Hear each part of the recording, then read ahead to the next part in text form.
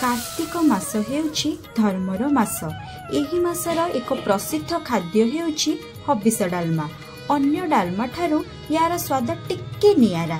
तेबे चलंतु जानिबा एहार प्रस्तुति प्रणाली। तुम बड़ दांड धूली रे ठाकुर